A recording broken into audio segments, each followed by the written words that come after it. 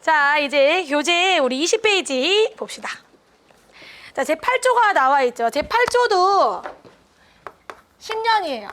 10년, 1억 원, 병과. 이렇게. 그래서 아까 보시면은 지금 4조, 5조, 6조, 8조 있고, 그리고 하나 더 있어요. 이렇게 있거든요. 그래서 우선 10년이라는 거 적어놓고, 우선 이제 멘트 자체가 굉장히 유독해요. 그죠? 유독 기구 등의 판매 사용 금지.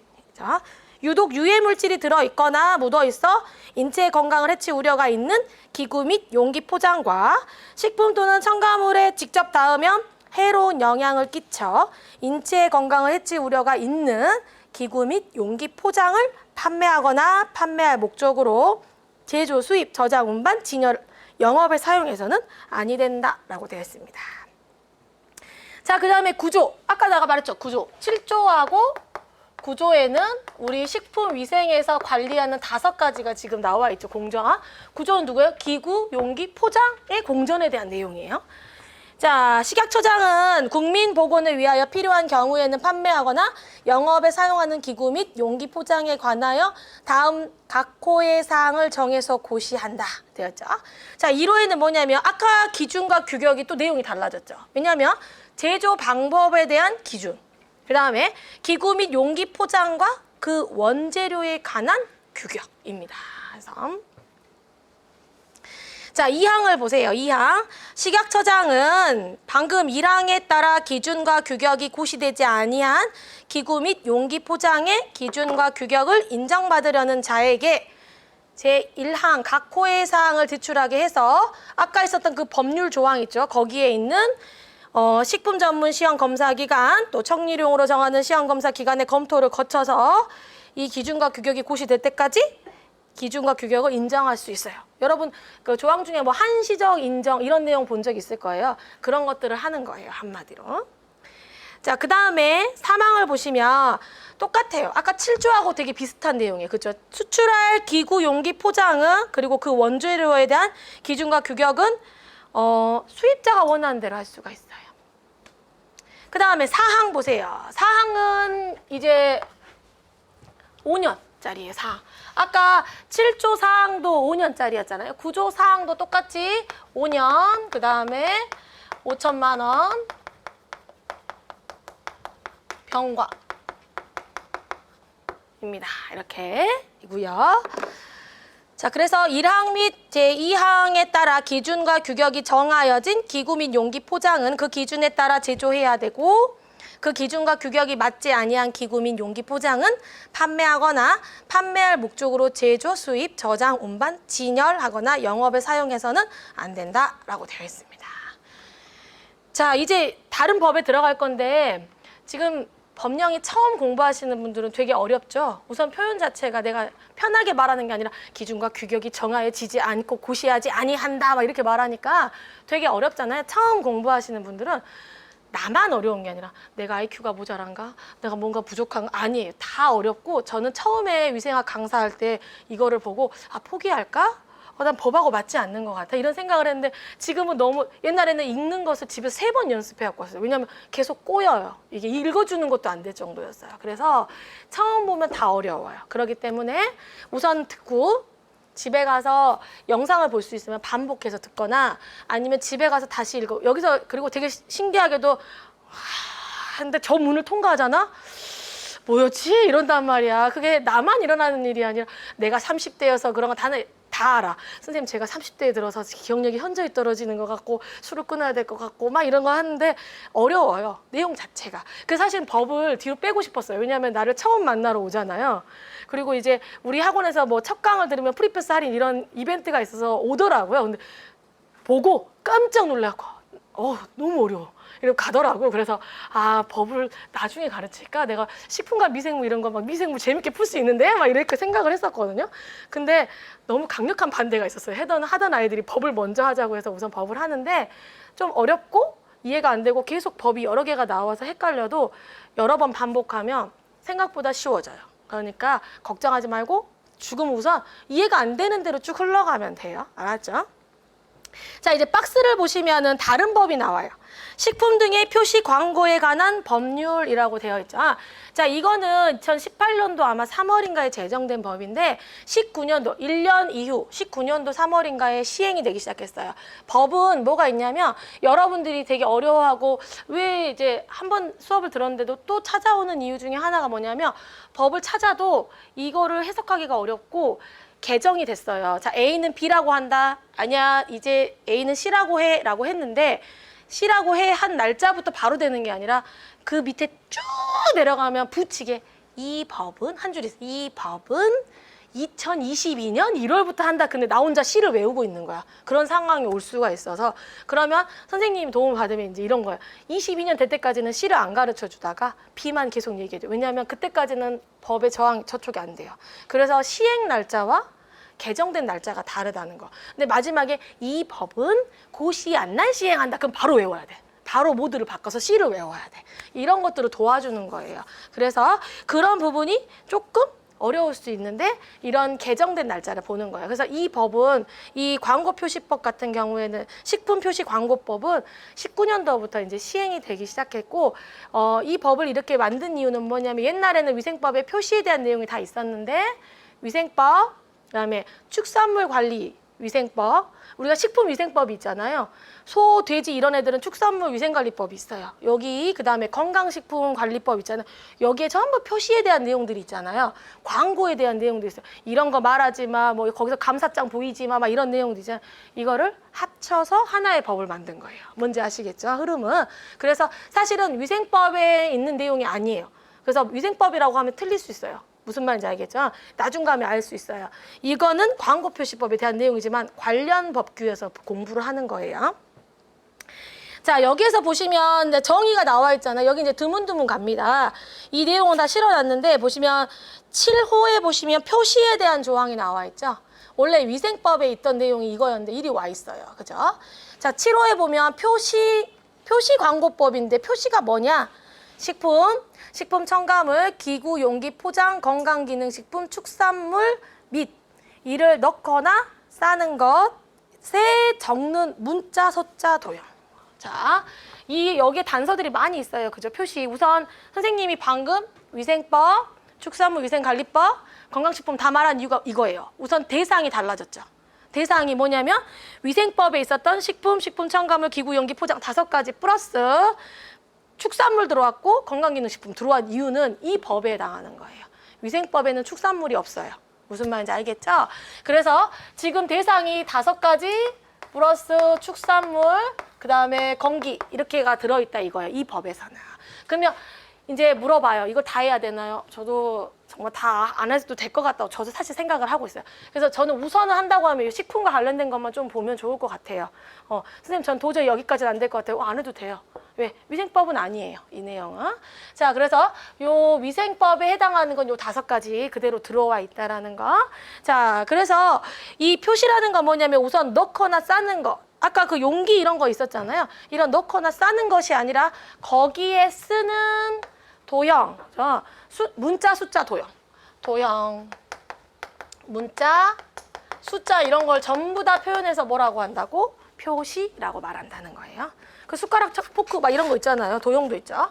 자, 그 다음에 다음 장에 영양표시란이라고 되어 있는데 영양표시는 식품 첨가물, 건강기능식품, 축산물에 들어있는 영양성분의 양 등 영양에 관한 정보를 표시하는 거고요. 다음에 9호에 보면 나트륨 함량 비교 표시라고 되어 있죠. 식품의 나트륨 함량을 동일하거나 유사한 유형의 식품의 나트륨 함량과 비교해서 소비자가 알아보기 쉽게 색상과 모양을 이용해서 표시하는 것, 이거를 나트륨 함량 비교 표시라고 해요. 자, 이 방금 읽었던 내용은 전부 다 위생법에 있었어요. 근데 이쪽으로 다 옮겨왔어요.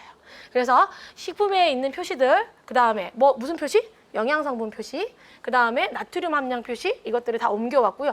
옮겨오지 않은 표시가 있어요. GMO. GMO는 위생법에 있어요. 알았죠? 구분해 두시면 돼요. 자, 밑에 광고라는 데 있는 거 읽어보세요. 자, 선생님이 읽어주지 않아도 집에 가서 읽어보시면 돼요. 굉장히 법에 대한 흥미를 느낄 수 있어요, 여러분. 알았죠? 꼭 내가 안 읽어줘도 읽어보기. 그 다음에 밑에 보면 제4조의 표시 기준이라고 되어 있죠. 자, 식품 등에는 다음 각 호의 구분에 따른 사항을 표시해야 된다. 1호에 보면 식품, 식품 첨가물 또는 축산물 이렇게 묶여 있는 거죠. 근데 우리는 식품, 식품 첨가물 보시면 돼요. 그러면 어떤 표시를 해야 되냐? 1호, 제품명. 그러면 이런 것들은 이제 어떻게 생각하면 되냐면 또 지금부터는 과자 하나를 먹을 때도 그냥 먹을 수 없어. 여기는 주 표시면이구나. 뒤집어. 아, 여기는 내용 표시면이구나. 이거는 영양 성분인데 무슨 항목이 있구나. 그다음에 여기는 우선 딱 펴보고 포테토 제품명이 있구나. 그다음에 내용량 150g 있구나. 이런 식으로 그 과자를 검열하시면 돼요. 그 과자를 검열하다 보면 이 항목이 외워질 수밖에 없어요. 그죠? 무슨 말인지 알겠죠? 그래서 제품명, 내용량. 그다음에 원재료명 있는지 확인하고 영업소의 명치 어떤 회사가 만들었는지 그다음에 주소가 어딘지 있는지 보세요. 주소 있을 거예요. 소재지. 그다음에 소비자 안전을 위한 주의사항. 이 식품은 무슨 알레르기를 유발하는 식품과 같은 공정에서 만들었다 이런 거 보신 적 있잖아요. 그런 표시들. 그다음에 그 밖에 이제 여러 가지 총리령으로 정한 사항들이 적어져 있어야 되고요. 기구용기 포장에 대해서는 갑자기 기구용기 포장에서 예를 들어 내용량, 원재료명 이런 것들은 안 들어간다는 거예요. 기구용기 포장에는 재질. 그다음에 영업소의 명칭 및 소재지, 소비자 안전을 위한 주의사항, 그 다음에 여러 가지 총리용으로 정한 사항 이런 것들이 적어져 있다. 자, 그 다음 장으로 넘어오세요. 자, 그 다음 장으로 넘어오시면은 건강기능식품은 안 볼 거고요. 2항 보세요. 2항 찾았죠?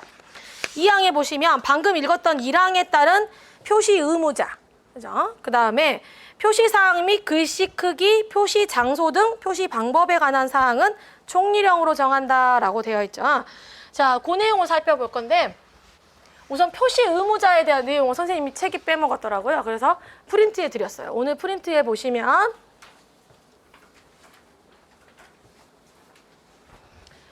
찾았죠? 표시 의무자라고 되어 있죠. 방금 표시해야 될 사항을 배웠는데 표시 의무자는 누구냐 거기 나와 있죠. 자, 보시면 표시 의무자는 다음 각 호에 해당하는 자로 해당한다. 찾았죠? 못 찾으신 분 없죠? 혼자 막 나트륨 보고 있는 거 아니죠? 자, 거기 보시면 1호 봐요. 1호에 식품위생법 시행령 제21조에는 뭐가 있냐면 영업을 하는 자에 대한 내용이 있어요. 자, 이 중에서 이제 각 다음 밑에 써져 있는 사람들이 표시를 꼭 해야 되는 영업자들이에요. 자, 첫 번째 식품 제조 가공업자, 두 번째 즉석 판매 제조 가공업자, 세 번째 식품 첨가물 제조업자, 네 번째 식품 소분업, 그다음에 식용 얼음 판매업자, 그다음에 집단 급식소 식품 판매업자, 용기 포장류 제조업을 하는 자. 잘 찾았어요? 그죠? 약간 매지가이처럼 금방금방 차서 밑줄을 그어야 돼요. 빠른 속도로. 자, 그런데 보면 거기 옆에 보면 단서들 있어요. 집에 가서 읽어보세요. 보시면 가목에 보면 식품 제조 가공업을 하는 자 괄호에 뭐라 써졌어요? 식용 얼음의 경우 제조업 중 해당하는 업체 중에 그 식용 얼음을 하는 사람은 용기 포장에 5kg 이하로 넣거나 싸서 생산하는 자만 해당한다라고 되어 있죠. 이런 단서들도 한번 봐두시면 되는데 이것까지 하기 힘드니까 우선 기본적으로 표시 의무자에 대해서만 한번 봐두세요. 자, 그 다음에 표시사항 및 글씨 크기, 표시 장소 등 표시 방법에 대한 사항. 잘 쫓아오고 있죠. 자, 표시 의무자 선생님이 프린트로 알려줬고 표시 방법에 대한 사항은 지금 우리 교재 뒤쪽에 별표 2하고 별표 3에 있어요. 자, 그럼 별표 2가 어디 있냐면요. 별표를 다 넘겨버렸거든요. 25페이지에 있어요. 찾았죠? 25페이지. 자, 별표 2에는 뭐가 있냐면 자, 표시 중에 표시하는 방법이나 표시사항 등이 조금 더 구체적으로 적어져 있는데 자, 소비자 안전을 위한 표시사항 찾으셨나요? 못 찾으면 못 찾았다고 해야 돼요. 이 말을 못해서 집에 돌아가면 안 돼요. 그냥 못 찾으면 안 돼요. 자, 찾았죠? 자, 소비자 안전을 위한 표시사항 보시면 우선 공통사항 보면 첫 번째 누구예요? 알레르기 유발물질 표시라고 되어 있죠. 아주 중요해요. 알레르기 유발물질 표시. 자, 왜냐하면 알레르기 같은 경우에는 우선 사람의 목숨까지 왔다 갔다 할 수 있기 때문에 표시를 반드시 하라고 써져 있는 내용 중에 하나인데, 식품 등에 알레르기로 유발할 수 있는 원재료가 포함된 경우 그 원재료명을 표시해야 되고, 유발물질, 표시 대상 및 표시 방법은 다음 밑에 있는 내용대로 해야 돼요. 우선 유발물질 다 외우게 돼 있어요. 현재 이렇게 많이 어느새 자기도 다 외우고 있을 거예요. 자, 마지막에 잣이 있죠. 잣. 잣. 찾았어요? 대답을 해도 절대 선생님이 혼내지 않아요. 잣. 자, 잣은 2021년 3월 14일자로 시행될 거예요. 그럼 현재 잣은 해당이 안 된다는 거예요. 그렇지만 우리는 언제 시험을 봐? 3월 24일 이후에 봐. 그러니까 내년 시험에는 무조건 포함이 될 거니까 그냥 써놓은 거예요. 무슨 말인지 알겠죠? 잣은 그냥 시행 날짜 적어 놓으시면 돼. 21년 3월 14일이 시행돼요. 그래서 현재는 아니고, 그러면 하반기 시험을 본다. 계속 말하고 있어. 세뇌하고 있어. 하반기 시험 떠라 이러면서 여기서 5명 가는 겁니다. 5명 빠져나. 5명도 정해서 나 혼자. 자, 그런 경우에는 잣이 해당이 안 된다는 거예요. 무슨 말인지 알겠죠? 자, 그래서 잣 빼고 또는 내년 시험에는 이거 다 외워야 돼요. 오징어, 뭐 조개, 쇠고기 이런 거. 그러면 외운 다음에 엄마한테 한번 이야기해 주세요. 엄마, 알레르기를 유발할 수 있는 식품이 이렇게 많아. 고등어, 이 고등어도 유발할 수 있는 식품이야. 이렇게 먹으면서도 항상 생각을 하는 거예요. 자, 그리고 표시 대상 보세요. 자, 방금 읽었던 유발 물질, 그죠? 이 유발 물질을 원재료로 사용한 식품 표시해야 되고요. 그 다음에 이 원재료로 사용한 식품 등으로부터 추출을 했어. 그래도 표시해야 돼요. 그 다음에 원재료나 원재료로부터 추출한 것들을 다 포함하고 있는 것도 다 표시해야 돼요. 무슨 말인지 알겠죠? 그러니까 이게 들어간 것도 표시하고, 이렇게 들어가서 뭔가 추출을 하는 해도 다 표시하고, 둘 중에 하나여도 그것들이 다 들어간 식품도 다 표시하라, 그 말인 거예요. 한마디로. 자, 그 다음에 표시 방법을 보시면 원재료명 표시란 근처에 바탕색과 구분이 되도록 알레르기 표시란을 마련하고, 그래서 보면 원재료명 있고 그 다른 란에 알레르기에 대한 표시가 있어요. 오늘 집에 돌아가는 길에 편의점에 들려서 알레르기가 유발된 식품이 가잖아요. 뭐 이런 거 사 먹어보세요. 그러면은 따로 돼 있을 거야. 따로 안 돼 있는 거 찾아봅시다, 우리가.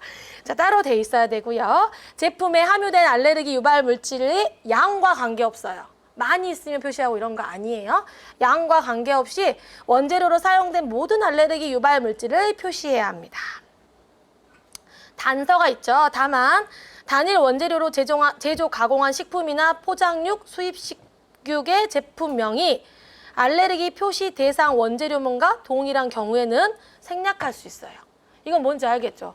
이 이름 자체가 오징어 뭐야? 그러면 이미 오징어라고 말했잖아. 근데 그 사람은 표시와 상관없이 팔아야 되니까 오징어를 썼지만, 오징어가 이미 알레르기 물질이기 때문에 내가 오징어가 알레르기가 있는데 오징어 이렇게 대먹자먹 있는 거 사 먹지 않잖아요. 그러니까 표시 안 해도 된다는 거예요. 근데 오징어가 들어있기만 하고 제품명이 없으면 표시를 해줘야 된다. 그러면 그 사람은 늘 뒤에를 보면서 혹시 오징어가 들었나 보기 때문에 해주라, 그 말이에요. 이해하셨죠? 자, 그 다음 장 넘기면 예시가 나와 있고요.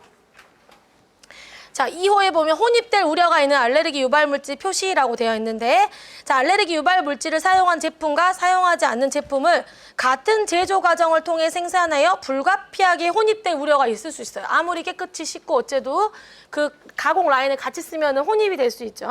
그랬을 때는 이 제품은 알레르기 발생 가능성이 있는 메밀을 사용한 제품과 같은 제조시설에서 제조하고 있습니다. 많이 본던 문구죠. 이런 문구 또는 메밀 혼입 가능성이 있음, 이런 식으로 표시를 해주라. 그 다음에 세 번째는 무글루텐 표시예요. 요즘에는 그 글루텐에 관련해서 이제 이렇게 좀 뭔가 여러 가지 그 현상이 일어나는 사람들 있잖아요. 그래서 실제로 이 글루텐, 프리 글루텐 시장이 굉장히 크고 있어요. 그래서 저도 그래서 아이를 키우고 있는데 큰 애가 클 때 약간 뭐 빵이나 이런 거 먹을 때 뭐가 있는 거예요. 그러면 이제 보통의 엄마들은 안 먹이잖아요. 근데 내가 생각을 해봤다? 안 먹였어. 그러면 그 아이가 이제 점점 더 안 먹으면 안 먹을수록 내 상식선에서는 나중에 컸을 때는 이제 입에도 못 대잖아요. 얘 분해할 수 있는 뭔가가 해결이 안 되니까. 그랬을 때 다 커갖고 우리처럼 어른 됐어. 근데 야, 빵 사 먹는데 혼자 빵 못 사 먹고. 그 맛있는 라면도 못 먹고 막 그래가지고 그랬을 때 어떻게 해야 되나라는 생각이 들더라고요. 그래서 조금씩 계속 먹였어요. 많은 양을 먹인 게 아니라 빵을 조금 뜯어서 먹는다거나 또 이제 저희 아빠가 강력히 주장하는 우리밀을 먹여야 된다고. 그 굉장히 그 어르신들은 그 우리가 그냥 먹는 거 말고 우리밀 라면, 우리밀 엄청 비싸요. 내가 생각한다. 아빠, 우리밀빵으로 아이를 키우기에는 재정적으로 너무 힘들다. 아무리 말씀드려도 유기농, 우리밀 이런 거 손주 사랑이 있으셔가지고 그거를 택배로 보내요. 내가 그러면 이렇게 말하지. 아빠, 서울에는 더 많아요. 이렇게 말을 해도 아니야, 여기 게 좋아. 그래가지고 저희 집이 순천이거든. 전라도 순천. 순천에서 택배로 우리밀 라면이 온다는 거예요. 그래서 별가지 시정을 해봤어요. 그래서 무글루텐으로 살기는 너무 우리 아이가 우울하지 않을까라는 생각에 걔는 근데 막 엄마 배 아프고 안 먹어 막 이러는데 조금씩 줬어요. 조금씩. 근데 지금 괜찮아졌어요. 그래서 그게 해결 방법인지 아닌지 모르겠지만 근데 실제적으로 이 글루텐으로 인해서 이제 그 몸에 알레르기 반응이나 이런 것들이 일어나시는 분이 있어가지고 그 식품 그 박람회 같은 데를 가면은 시장이 쫙 있어요. 그 시대의 흐름이 그 식품 박람회에 나오거든요. 근데 뭐 한참 이제 또 박근혜 정부 때는 할랄 식품이 굉장히 떴었어요. 그쪽 갔다 오시고 그랬잖아요. 그래가지고 막 할랄 시장이 점점 우리나라 농산물을 위협하면서 막 부스를 차지하고 있더라고요. 그래서 여러 가지 식품들이 있는데 무글루텐 프리도 많이 생겨서 그만큼 사람들이 약간 거부 반응이나 그런 것들이 있어요. 그래서 그런 내용들을 식품에 표시하고 있는 거예요, 실제로. 자, 그래서 다음 강목에 어느 하나에 해당하는 경우에는 무글루텐 표시 이렇게 쓸 수가 있어요. 근데 이러지 않으면 안 된다는 거예요. 그러면 밀, 호밀, 보리, 귀리 또는 이들의 교배종을 원재료로 사용하지 않고 총 글루텐 함량이 1kg당 20mg 이하면 쓸 수 있고요. 그러니까 무글루텐이라고 써 있어도 kg당 20mg 이하는 들어있다라는 말이에요. 뭔지 아시죠? 그런 표현들이 뒤에도 많이 있어요. 그래서 한 번씩 잠 안 오실 때 읽어보시면 되는데 트랜스 지방 0%라면 0% 아닌 거 아시죠? 이제 알아야 돼요. 우리는 이제 식품 거 하잖아요. 그러면 일반인들은 0% 그러면 와 없나 보다 하지만 우리는 저기에 숨어 있는 게 있는데 무알콜 하면은 저기에 숨어 있는 퍼센트가 몇 프로다 이렇게 생각하시면 돼요. 자, 그래서 kg당 20mg 이하는 무글루텐이라는 표현을 쓸 수가 있고요. 밀, 호밀, 보리, 귀리 또는 이들의 교배종에서 글루텐을 제거한 원재료를 사용해서 총 글루텐 함량이 1kg당 20mg 이하여도 무글루텐 쓸 수 있다라는 거예요. 자, 그 다음에 2번에 식품 등의 주의사항 표시 있잖아요. 읽어보시면 돼요. 재밌어요. 이런 게 있었어. 뭐 이렇게. 근데 요중에 아스파탐을 첨가 사용한 제품에는 페닐알라닌 함유라는 내용을 표시해야 된다고 써져 있죠. 이거는 이제 우리가 아스파탐에 대한 내용 우리 첨가물에서 할 거예요. 써야 돼요. 그리고 뒤쪽에 보면은 뭐 위험한 거 쓰고 식품 첨가물 같은 것도 주의 문구 쓰고 그다음에 기구 용기 포장 카메라 랩 100도씨 이런 것들 읽어보시면 돼요. 자, 쭉쭉 넘어가서 뒷장 보세요. 자, 시행규칙 별표 3을 보면은 식품 등의 표시 방법이 나와 있죠. 자, 표시 방법은 조금 기억해 두세요. 자, 표시 방법 보면은 2호를 보세요. 2호에 한글로 표시하는 것을 원칙으로 하되라고 되어 있죠. 자, 우선 한글로 표시해야 돼요. 그리고 한자나 외국어를 병기하거나 혼용하여 표시할 수 있어요. 표시할 수 없다. 그러면 틀리겠죠. 표시할 수 있어요. 그 다음에 한자나 외국어 글씨 크기는 한글의 글씨 크기와 똑같거나 한글의 글씨 크기보다 작아야 돼요. 민족주의 생각해. 뭐 머릿속으로 우리나라 글씨보다 큰 거는 안 돼. 이렇게 생각하면 돼요. 외국 글씨가 더 크면 안 돼요. 자, 그 다음에 그런데 이제 제외되는 경우들도 밑에 써져 있죠. 한자나 외국어가 우리나라 글씨보다 큰 경우들 또는 한글 표시 생략해도 되는 경우들은 읽어보시면 되고요. 자, 그 다음 장에 3. 소비자가 쉽게 알아볼 수 있도록 바탕색의 색상과 대비되는 색상을 사용해야 돼요. 그리고 주 표시면 및 정보 표시면을 구분해서 표시해야 한다라고 되어 있죠. 주 표시면은 뭐예요? 우리가 과자 누가 아무도 없네요. 가끔 있는데 과자 있으면 이렇게 앞에 이렇게 그림 있고 주 표시면 뒤로 돌리면 막 글씨 있잖아요. 이렇게 드시면 더 맛있어요. 막 이런 거 있잖아요. 그런 것들이 정보 표시면, 주 표시면. 자, 그 다음에 4. 표시를 할 때는 지워지지 않는 잉크, 각인, 소인 등을 사용해야 하고요. 5. 글씨 크기 몇 포인트? 10포인트. 자, 글씨 크기는 10포인트라는 거 꼭 기억을 해두세요. 자, 그래서 어떠한 표시사항에 대해서 따로 글씨 크기가 나와 있지 않으면 다 10포인트예요. 근데 어떤 애는 예를 들어 12포인트라고 나와 있는 애가 있거든. 걔는 12포인트를 해야 된다는 얘기예요.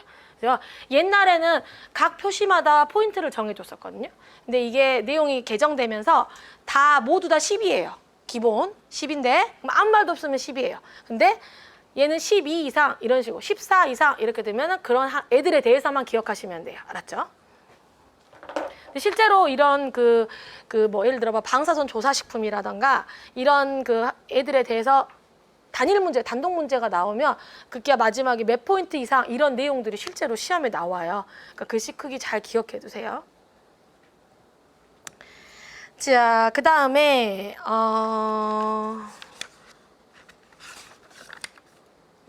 다시 앞으로 돌아와 보세요. 다시 앞으로 돌아오셔야 돼요. 2번, 3번 했죠? 다시 23페이지로 돌아오세요. 자, 23페이지 보시면 제5조 영양표시라고 되어 있죠? 자, 이제 그 전까지는 그냥 모든 표시에 대한 내용이었고 이제 영양표시에 대해서 나와 있는데요.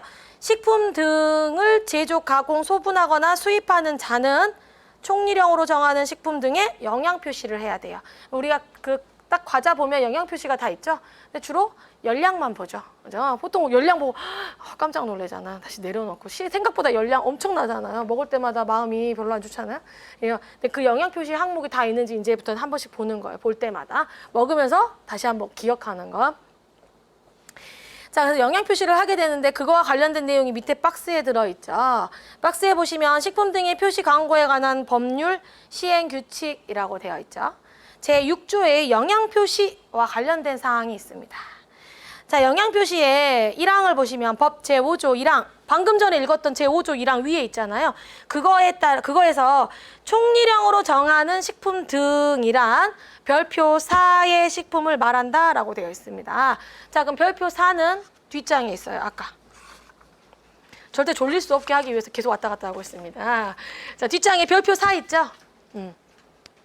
자, 별표 4를 보시면은 여기에는 이제 영양표시 대상 식품이 있습니다. 기존에 공부를 해오셨던 분들은 이걸 이제 다 외웠었거든요. 우리가 다 외웠는데, 자, 이 영양표시와 관련된 내용 이제 올해 시험 볼 때도 되게 힘들었었어요. 사실은 질문도 정말 많이 받았는데 이 영양표시 대상 식품이 이제 지금 식품위생법, 그 다음에 축산물, 건기 다 합쳐졌잖아요.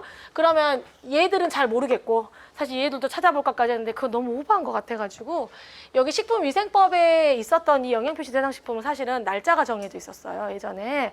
그 날짜가 정해져 있었는데 그 날짜가 바뀌면서 막 법이 바뀌면서 막 날짜가 바뀌고 제가 식약처에 전화해가지고 막 20분 기다려가지고 통화하고 막 이래가지고 확인을 했거든요. 그래서 결론은 뭐냐면 2021년 3월 14일에 시행이 된다고 했어요. 이 식품위생법에서 하지 않고 있었던 애들도, 딜레이 됐던 애들도. 자, 그래서 결론적으로 말하자면 내년 시험에는 다 외워야 된다는 거예요. 결론은. 이런 내용은 처음 공부하신 분은 무조건 몰라요. 근데 그렇게 설명해주고 싶지만 이제 그러면은 기존에 공부하셨던 분들이 많다 보니까 질문이 많이 들어와요. 선생님 그때 이것만 외웠는데 지금은 이렇게 많이 물어봐서 다 설명하는 거니까 그냥 결론만 들으셔도 괜찮아요. 결론적으로는 3월 14일 이후기 때문에 3월 14일 전에 시험 보진 않겠지? 보통은 거의 올해가 3월 27일 처음에 나왔었거든요. 그때 되게 빠르다고 갑자기 김병 교수님 그 이만한 유단자를 어떻게 다 하냐 막 이랬었거든요. 그리고 4월 달에 경북도 4월 달쯤에 보니까 이거 이후니까 그냥 다 외우시면 돼요. 자, 그래서 보시면은 영양표시 대상식품이 보면은 예전에 식품위생법에 있을 때는 식품과 관련돼서만 외웠는데 현재 이 광고표시법에 와가지고는 표시광고법에서는 이 축산물과 건기가 다 들어있다라는 점을 참고하셔서 외우셔서 식품과 관련된 것만 외우셔도 되고요. 나는 이 항 외운 김에 나머지도 보겠다라고 하셔도 괜찮을 것 같아요. 자, 레토르트 식품 돼 있고요. 그 다음에 과자류 중 과자예요. 과자. 그 다음에 캔디류 및 빙과류 중 빙과, 아이스크림. 아이스크림류는 있잖아요, 여러분. 축산물이에요. 아이스크림은 축산물이고 빙과는 식품에 들어있어요. 그거 예전에는 잘 몰랐는데 지금 또 어떻게 아이스크림 먹으면서 이건 축산물. 그래서 위생법 부분에 예전에 하나도 없었는데 요즘에는 그 식품 등의 표시 기준에도 축산물이 다 합쳐졌어요. 사실은 통합이 됐고 여러 가지 통합이 되면서 아이스크림이 들어오긴 하지만 아이스크림은 원래 이제 축산물 위생관리법에 있어요. 그래서 자 아이스크림류, 그러니까 여기 잘 보세요. 과자류 중에 과자예요. 그러면 과자라고만 외우시는 거예요. 과자류 하고 외우시면 안 되고 과자. 그 다음에 빈과 아이스크림류 이렇게 외우시는 거예요. 캔디류 중에 캔디류미 빈과류 중 이렇게 하면 캔디류를 다 외우면 안 돼요. 캔디류 안에 뭐가 많이 들어있겠죠. 그 중에 빈과예요. 그 다음에 빵류 및 만두류, 그 다음에 코코아 가공품류 및 초콜릿류, 잼류, 식용 유지류, 면류. 자, 그 다음에 음료류가 있잖아요. 음료류에서는 어떻게 외우냐면 우선 다류는 아니라는 거예요. 이 제일 많이 물어보는 거예요. 자, 음료류는 우선 대상식품인데 여기서 빼는 게 있어요. 빼는 게 뭐냐면 다류를 빼요. 다류. 다류 아니에요. 그 다음에 옆에 있는 거 뭐가 있냐면 커피 중 볶은 커피죠. 두 번째는 볶은 커피예요. 커피하고 외우면 안 된다 이 말이에요. 세 번째는 인스턴트 커피. 요렇게 외우시면 돼요. 이렇게 정리하면 돼요. 그러니까 이제 자기가 가지고 있는 노트나 아니면 옆에다가 헷갈려. 왜냐하면 지금은 이렇게 하고 가는데 집에 가는 길에 다류와 커피 중 하고 다류를 거기다 쏙 몰아 넣어버려요. 다류와 커피 중 이렇게 요거 빼고 요것만 외운다고요. 근데 다류는 따로 해요. 알았죠? 지금 현재 점점 초점이 잃어가면서 여기는 무엇이고 나는 왜 여기서 위생법을 보고 있는가 이런 생각을 하고 있는 것 같은데 나중 되면은 아주 익숙해지게 돼요. 걱정하지 말고 공부합시다. 자, 자에 보면 특수용도 식품 있고요. 그 다음에 차에 어육 소세지, 그 다음에 카에 보면은 즉석 섭취식품 및 즉석 조리식품. 그 다음에 장류 있죠, 장류. 장류 중에 누구는 빼요? 한식 메주, 한식 된장, 청국장 및 한식 메주를 이용한 한식 간장은 빼요. 그 이외의 장류는 해당되고요. 시리얼류, 그 다음에 이제 밑에서부터는 우리 쪽 식품 라인이 아니에요. 우유류, 가공유유, 뭐 발효류, 발효유류, 분유류, 치즈, 햄류, 소세지, 건강기능식품 이런 거 전부 다 이제 좀 아니에요. 근데 이제 다 해당돼요, 현재는.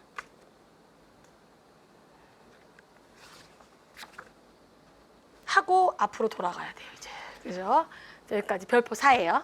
자, 다시 23페이지. 자, 23페이지에 보면은 2번 있죠, 2항. 자, 2항. 2항 보면은 표시 대상 영양 성분이 있어요. 자, 우리가 뭐 사 먹었어. 그러면 뒤에 이제 영양 성분이 쭉 나오는데 이제 9가지를 기억하시면 됩니다. 저 9가지 내용이 그것도 외우되 걔 외울 게 많지라고 하는데 처음에만 그래요. 나중에는 외우고 있는데 자신이 너무 기특하다 이렇게 생각할 거예요. 열량, 그죠? 열량 외우고 그 다음 우리 3대 영양소 있잖아. 다 식품 전공을 하셨으니까 그러면은 탄수화물 있잖아요. 탄수화물. 근데 탄수화물하고 관련해서 당류를 따로 표시하게 돼 있어요.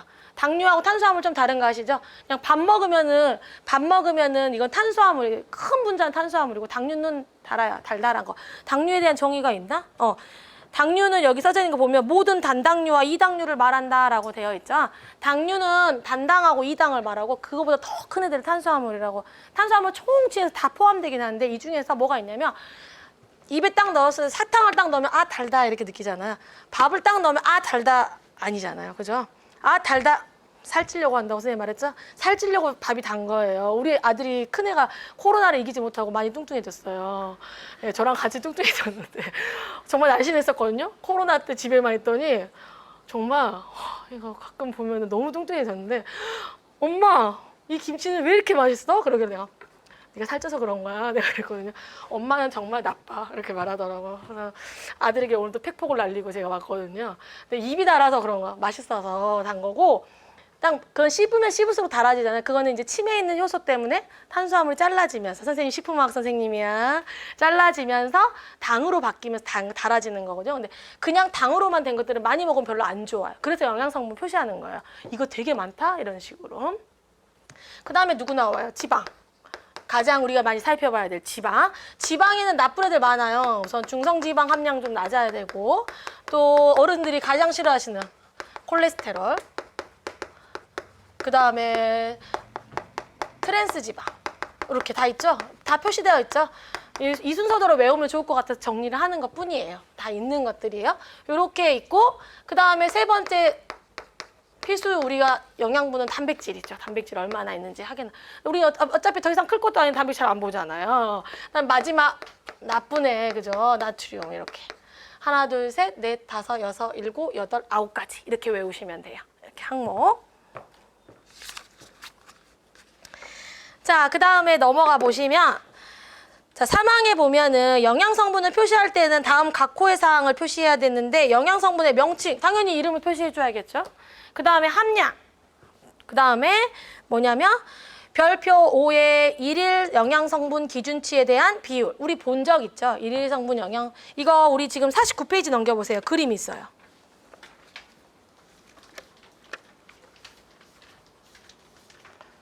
49페이지에 보면은 우리가 식품 먹었을 때 뒤쪽에서 많이 보던 그림이죠. 도안이 있어요.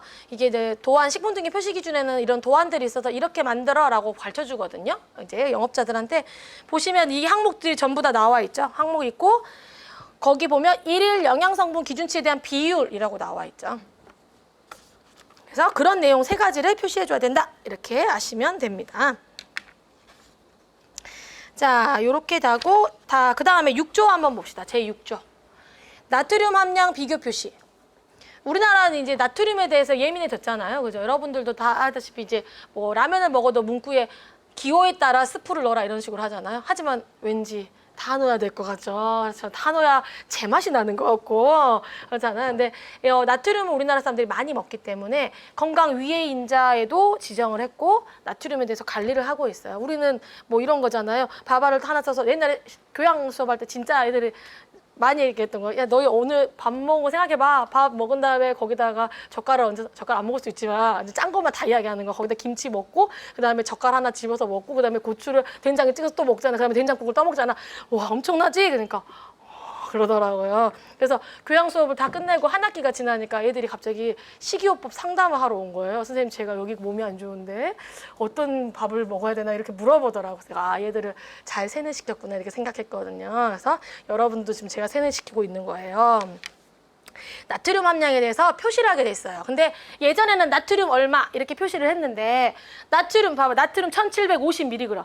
1750mg이 얼마 정도 들어있다는 거지? 그런 느낌이 안 오기 때문에 뭐냐면 기준을 주고 그 기준에 비해서 어느 정도 있다. 뭐 이런 식의 그림을 그리도록 했어요. 근데 그 그림이 얼마나 효과적인지는 잘 모르긴 하겠지만 어찌됐건 그런 표시를 하게 설정이 돼 있습니다.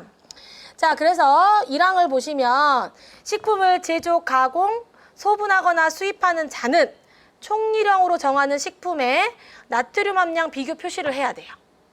자, 그럼 또 총리령으로 정하는 식품 왠지 밑에 있을 것 같은 느낌이 딱 들죠.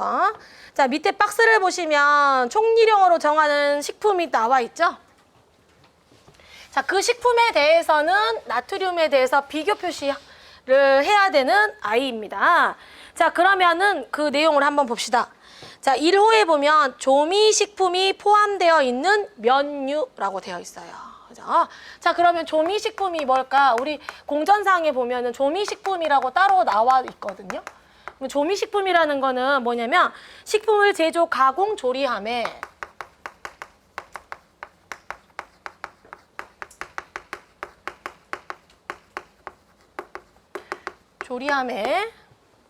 있어 풍미를 돋우기 위한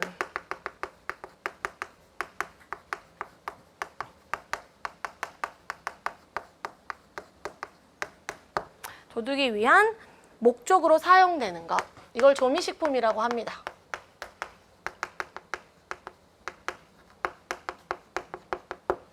그래서 조미식품은 그러니까 제조, 가공, 조리함에 있어 풍미를 돋우기 위한, 그렇죠?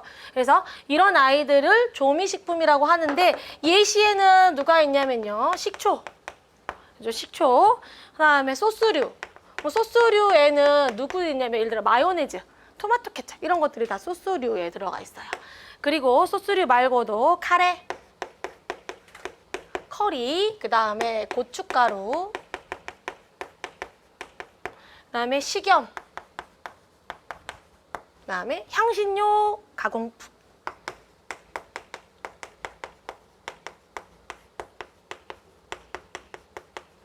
요런 아이들이 들어있는 면류라는 뜻이에요. 무슨 말인지 알겠죠? 그냥 면류 이렇게 하는 게 아니라 이렇게 조미식품이 들어있는 면류라는 뜻입니다. 자, 이런 면류 중에서 누구냐면 유탕면. 우리가 가장 먼저 생각나는 게 라면 같이. 그죠? 그 기름에 튀긴 면. 그 다음에 국수, 냉면 이런 거 있잖아. 냉면도 이렇게 뭐 비빔냉면 위에 올라가 있잖아. 이런 식으로. 그런 아이들이 해당이 되고요. 그 다음에 2호 보면 즉석 섭취 중. 즉석 섭취 식품 중 햄버거하고 샌드위치. 그럼 우리는 햄버거 샌드위치만 외우셔도 돼요. 햄버거 샌드위치. 해당이 됩니다. 오늘 드린 자료 한번 보세요. 오늘 드린 자료 중에 나트륨 표시에 대한 내용이 있죠. 근데 제가 이거를 보면서 뭐 생각했냐면 지금 오늘 드린 분들 오늘 나랑 처음 만났거나 나한테 이거 처음 받은 사람은 이거 보면 돼요. 근데 제가 상반기에 늘 이제 새 거 줄 때 나트륨에 지금 개정이 되어 있는 내용이 있어서 22년부터 시행되는 표시 제도가 있었는데 그걸 한번 프린트를 준 적이 있는 것 같아요. 내 기억에. 줬는지 안 줬는지 모르겠지만.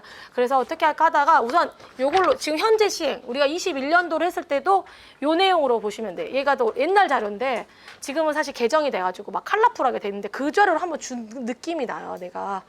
그래서 근데 하도 수업을 많이 하니까 너무 늘 새로운 걸 하려고 하니까 왜냐면 이게 자동으로 연결돼가지고 그거인 줄 알았어요. 근데 요거 보시면 돼요. 나트륨은 현재 요걸로 되는데 우리 별표 2를 먼저 보세요. 별표 2를 보시면 방금 선생님이 땡땡땡땡땡땡땡 냉면 막 이런 거 있잖아요. 그런 예시대로 나와 있어요. 그죠? 비빔 쫄면, 볶음 우동, 그죠? 볶음 짬뽕 라면, 카레 라면 이런 거 있잖아요. 라면 중에서도 이런 라면, 짜장라면, 비빔라면, 볶음라면 이런 거 있죠. 이런 게 해당된다는 거예요. 한마디로 뭐 불닭볶음면 막 이런 거 있잖아요.